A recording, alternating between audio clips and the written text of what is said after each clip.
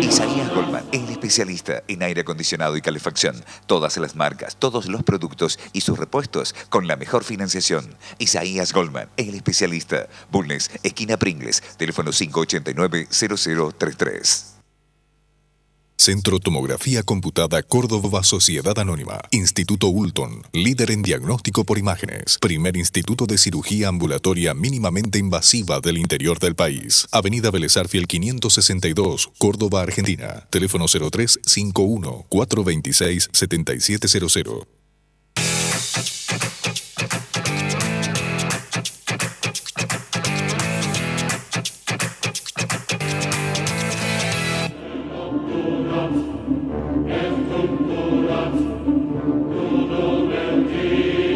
Usted está viendo Palabra de Honor en un programa especial en el Hotel I-111 de la ciudad de Córdoba y invitado por la Fundación Liberar, el conocido economista Javier Milei. Bienvenido, Javier, y gracias por aceptar la invitación. No, por favor, un placer enorme estar contigo. Vamos a empezar, Javier, primero en la parte teórica y general para ir después, en la segunda parte de la entrevista, allá temas particulares. Primera pregunta. La mitad de la Argentina dice que vos sos genio y la otra mitad dice que vos sos un delirante. ¿Cómo te considerás vos a vos mismo? Bueno, en realidad esas dos impresiones hasta podrían ser parte de la misma verdad. Suele ocurrir eso, ¿cierto? Me gustaría que expliques en 2 minutos que vos sos liberal. ¿Qué es el liberalismo? ¿Qué es la escuela austríaca? ¿Y quién fue von Mises? Bueno, el liberalismo, yo creo que la mejor definición al respecto la dio Alberto Venegas Lynch, hijo, quien además es el máximo exponente liberal en Argentina en la historia, y señala que el liberalismo es el respeto irrestricto del proyecto de vida del prójimo. A su vez, dentro de la tradición liberal está la escuela austríaca, que es una escuela de análisis económico que tiene origen en el trabajo realizado por Karl Menger, donde básicamente Menger determina en su libro de 1871, Principios de Economía Política, la teoría del valor subjetiva, y a partir de ahí se desarrolla todo un análisis económico que después fue continuado, digamos, por von Wieser, por von Bauer, digamos, el discípulo de von Bauer, que fue Ludwig von Mises, quien además rescató del socialismo a Friedrich von Hayek, y después fueron los continuadores presentes, los más notables, digo, desde mi punto de vista hoy son los anarcocapitalistas, como por ejemplo ser el caso de Rothbard, digamos, obviamente que ha muerto ya, ¿no? Pero dejó las bases de dicha visión, y hoy eso es continuado básicamente por Jesús Huerta del Soto, Israel Kirchner, Hans Hermann Hoppe y, digamos, y Walter Block. Digo, hay distintas clases de liberales, ¿no? O sea, están los liberales clásicos, como podría ser el caso de Adam Smith, como podría ser el caso de Milton Friedman. Después hay algunos que ubican en esa categoría a Hayek. A mí me parece injusto, digamos, ponerlo en esa categoría. Después están los minarquistas. Ahí podés encontrar a Ayn Rand, a Nozick y a Mises, y que son los liberales que solamente aceptan el Estado para seguridad y justicia. Y todo lo demás lo tienen que hacer los privados. exactamente. Y después, bueno, está el anarcocapitalismo, que es lo que yo creo la evolución y hacia la máxima pureza en términos de liberalismo. Bien, vos mencionaste a Venegas Lynch, hijo. Vos sos más joven que yo. Cuando yo era joven, 18, 20 años, el liberalismo era prohibido en la Argentina. Vos hablabas del liberalismo y te apedreaban. La llama del liberalismo la mantuvo, para mí, la persona más meritoria, que fue Álvaro Alzogaray, Alberto Venegas Lynch, padre, y en Córdoba, Manuel Tagle, padre. Y obviamente lo heredó Alberto Venegas Lynch, hijo. No, bueno, está bien, ya no he quitado méritos. Ahora lo que considero es que la obra de Alberto Venegas Lynch, hijo, es verdaderamente una obra formidable, casi te diría de tal palo tal astilla. Sí, se ha pasado la vida dando conferencias en distintos lugares y escribiendo. Vamos a la siguiente pregunta, Javier, si te parece bien. Mucha gente dice que tus ideas, que son ideas muy contundentes, muy claras, muy concretas y muy contundentes, la mitad son inaplicables. Y entonces, por ser inaplicables, no sirven. Bueno, a ver, pueden pensar lo que quieran. Ahora, sin embargo, no tuvieron problema en aplicar esa estupidez de la utopía socialista. Y esa utopía fue un fracaso en lo económico, en lo social, en lo cultural, y además esa idea asesina se cargó con la vida de 150 millones de seres humanos. Entonces, básicamente, yo puedo comprender que hay gente que que crean que mis ideas no son aplicables, pero bueno, tiene que ver con el hecho de que en general mucha gente no cree en el individuo y tampoco cree en la libertad. Se ha deformado la idea. Ahora, ¿quién deformó la idea en el mundo y después en la Argentina? El liberalismo triunfó, ¿cierto? Empezó en Inglaterra y después triunfó en todos los países occidentales. Pero yo creo que después de la Segunda Guerra vino una contraofensiva socialista. ¿Por qué ocurrió eso a tu criterio? Bueno, yo creo que el que ha generado esa contraofensiva socialista es John Maynard Keynes. Básicamente, ese panfleto asqueroso y repugnante que publicó en 1936 sentó las bases para justamente de a poco ir avanzando hacia el socialismo. Puede haber un poco de inflación, no es mala. Mira, el tema de Keynes, básicamente desde mi punto de vista, lo que él hizo fue un panfleto dedicado a políticos chorros, mesiánicos y corruptos, donde básicamente rompe con todo el marco analítico previo y crea todo un nuevo marco analítico funcional al derroche de la corporación política de la cual él era parte. Perfecto. Y eso en Latinoamérica se tomó como la Biblia. Bueno, Argentina es víctima de más de 70 años, casi 80 años de keynesianismo, ¿no? ¿Quién fue el que aplicó esas ideas políticamente en la Argentina? Te diría que casi todos. O sea, porque de hecho el keynesianismo se va muy bien también con el fascismo. De hecho, Keynes era un admirador de Mussolini, un admirador de Hitler. De hecho, en su edición de la teoría general en alemán, él escribe un prefacio donde claramente canta loas al régimen nazista, con lo cual, y además, o sea, él escribe también 3 ensayos cuando vuelve de la Unión Soviética, donde también, digamos, o sea, muestra el tipo de basura que era, porque básicamente él señala que el comunismo es el régimen ideal y que lo único que lamentaba de dicho régimen era que había sido implementada con la violencia típica de los judíos, o sea, con lo cual además era un antisemita.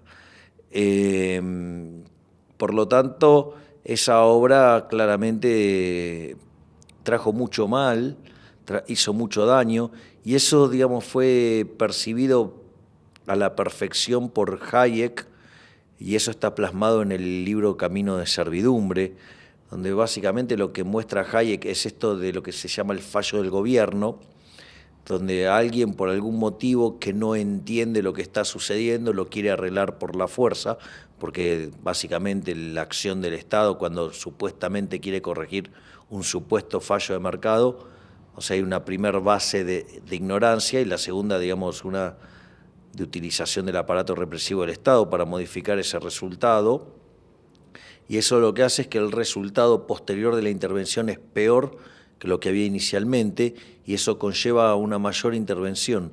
Entonces, y eso es lo que da después las bases para seguir incrementando el tamaño del Estado. Lo que vos estás diciendo en una palabra para que lo entienda la gente es que estas ideas no vinieron solos por el peronismo, sino que los golpes de estados militares también fueron keynesianos. Exactamente, sí, claramente. O sea, acá, no, digamos, el último liberal te diría que fue Marcelo T. de Alvear. ¿Y el general Justo? Yo te diría que no, nadie después fue liberal, desde mi punto de vista. Marcelo T. de Alvear, que era radical. Es decir, se puede en un partido popular ser liberal. Bueno, digamos, Lisandro Latorre también lo era. Perfecto. Entonces, ¿cómo estamos, Pablo? Tenemos 2 minutitos más. Entonces, quiero continuar con este tema. Lisandro Latorre es el que quisieron matar en el Senado. Así es. Continuamos entonces con las preguntas teóricas, querido Javier. El tema entonces, la antinomia no es peronismo versus militares. La antinomia es liberalismo versus estatismo o liberalismo versus populismo, porque los mismos gobiernos militares, por lo menos Onganía, también fue populista. ¿Qué opinas vos? Sí, digamos, son todas facetas distintas de colectivistas. Entonces, de hecho, yo la verdadera grieta la trazo entre, por ejemplo, los que somos creadores de riquezas, que vivimos a partir del fruto de nuestro trabajo, y los parásitos de la política. Es decir, los parásitos de la política tienen altos incentivos a ser colectivistas, porque en el fondo son ellos los que se benefician con la intromisión del Estado en la vida económica, y ellos son los que usufructúan principalmente el Estado, porque fíjate que desde el año 70 a la actualidad hemos duplicado el tamaño del Estado y sin embargo la cantidad de pobres se multiplicó por 6. Eso entonces es lo que hay que explicarle a la gente, que esa es la antinomia. Vamos a hacer un pequeño corte para los auspicios y luego continuamos, Javier.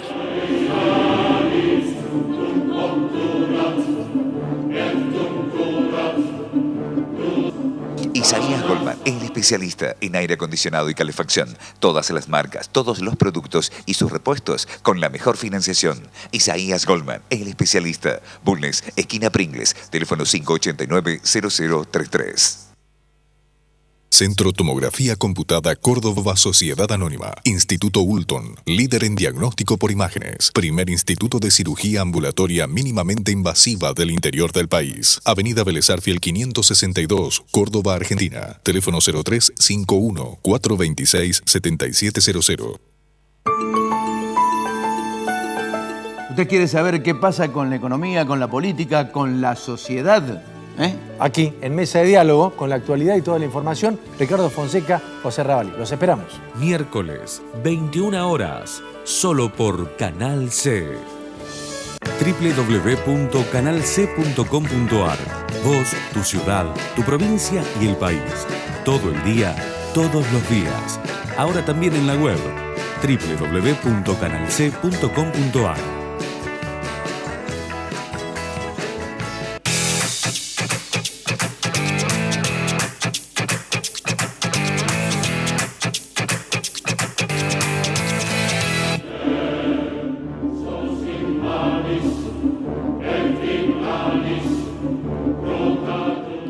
Estamos con Javier Milei en el programa Palabra de Honor, hablando de economía, y ahora entramos ya en este segundo bloque en los temas más concretos.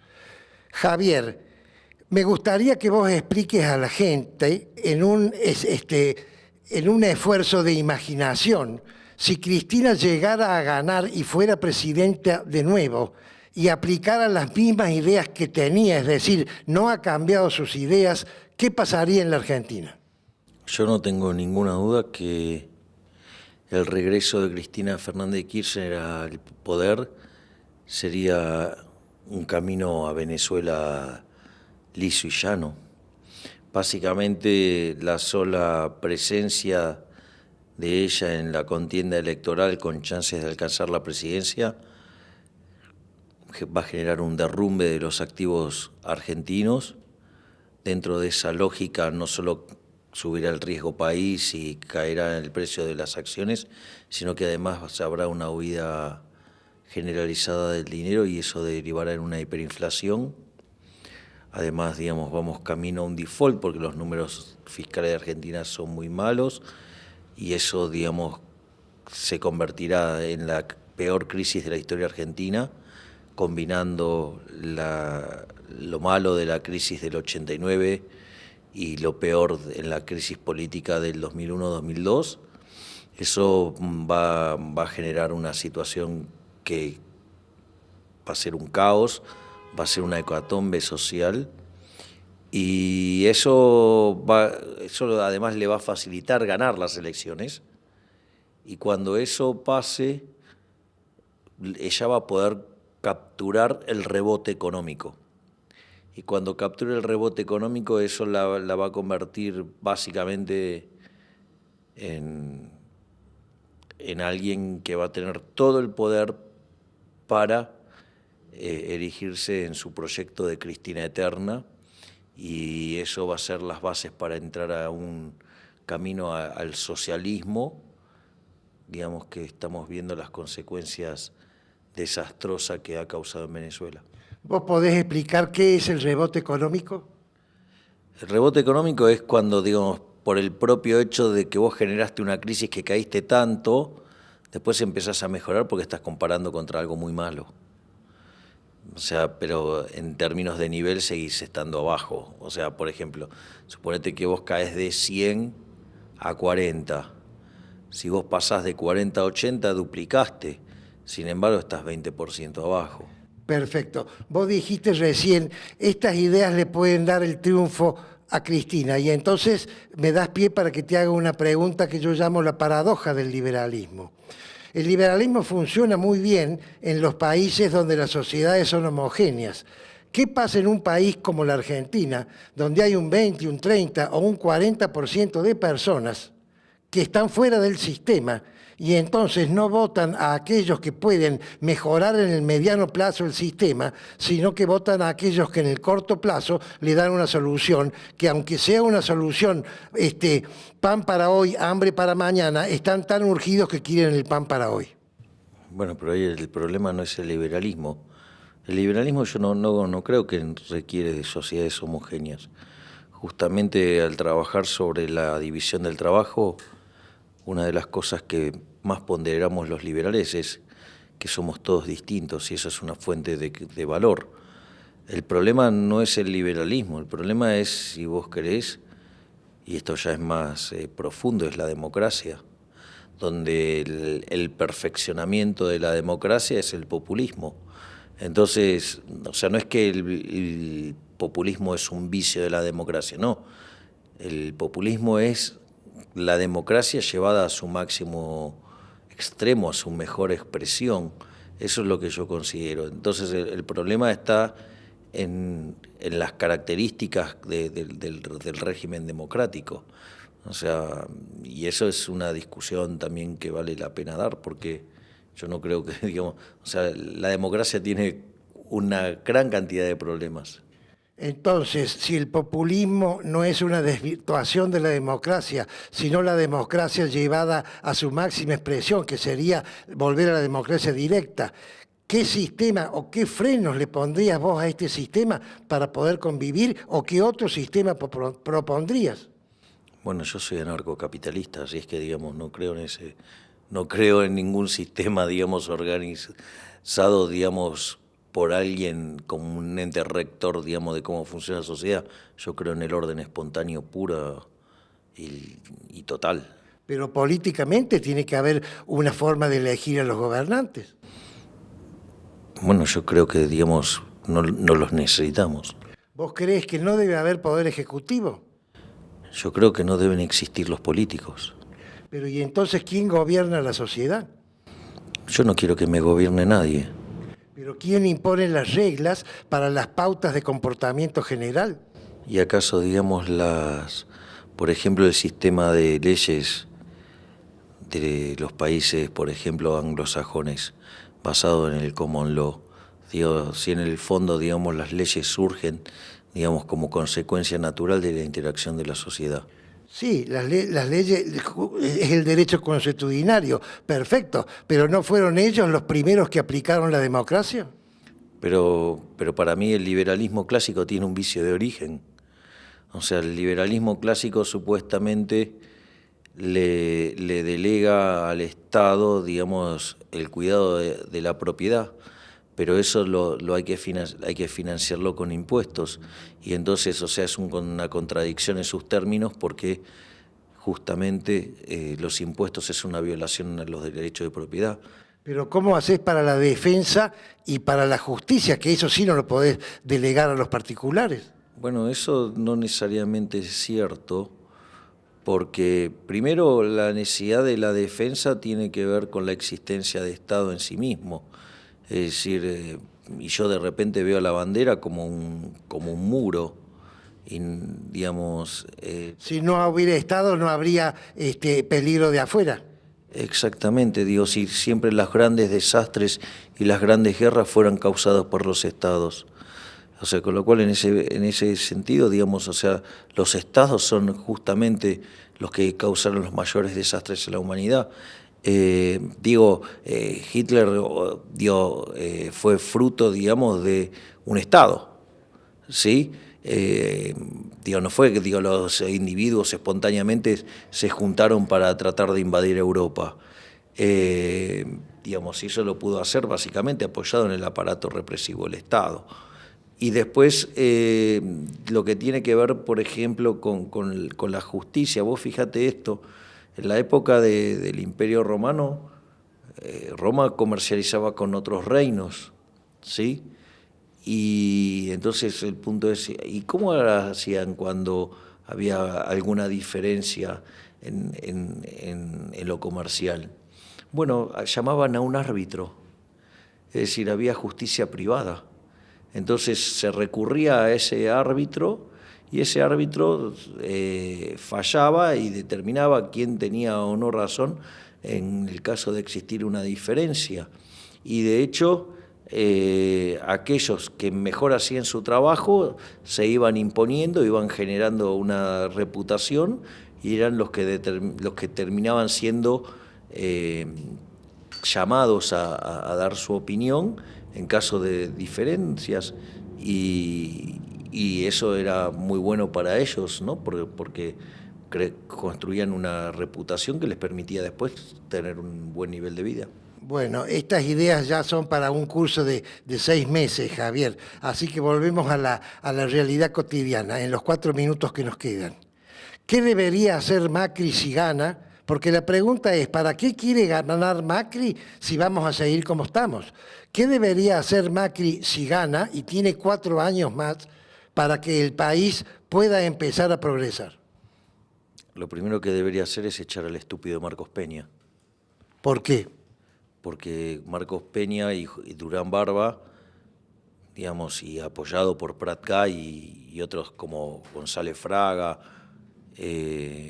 son los que impulsaron este desastre del gradualismo. Lo que pasa es que, hay varias cosas. Lo primero es que siempre los segundos gobiernos fueron peores que los primeros.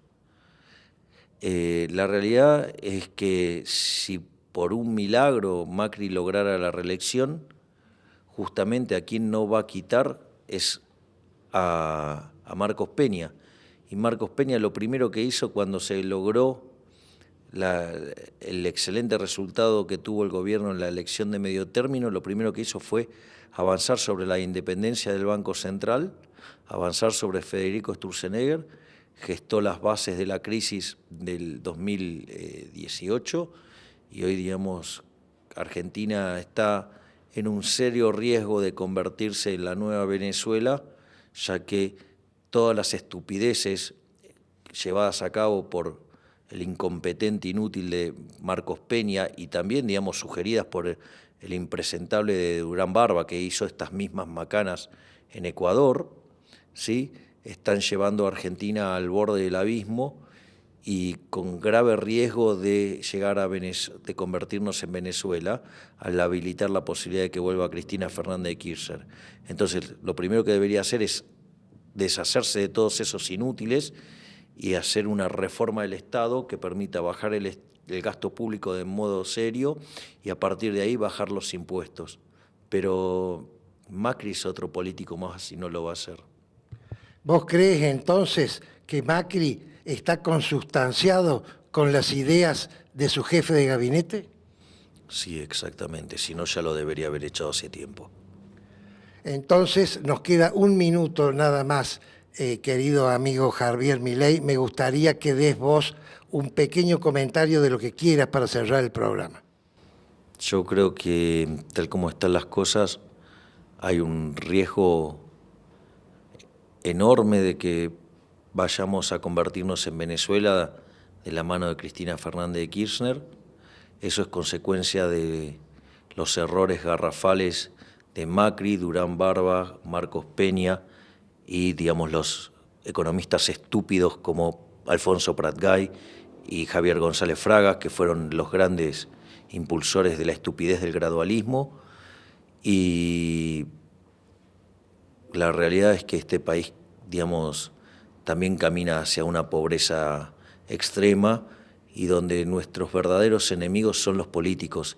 Y hasta que la gente no entienda que los verdaderos enemigos de la sociedad son los políticos, hasta que no entienda que los impuestos son un robo, que los políticos son unos ladrones y que el Estado es la mayor organización criminal, no tendremos futuro.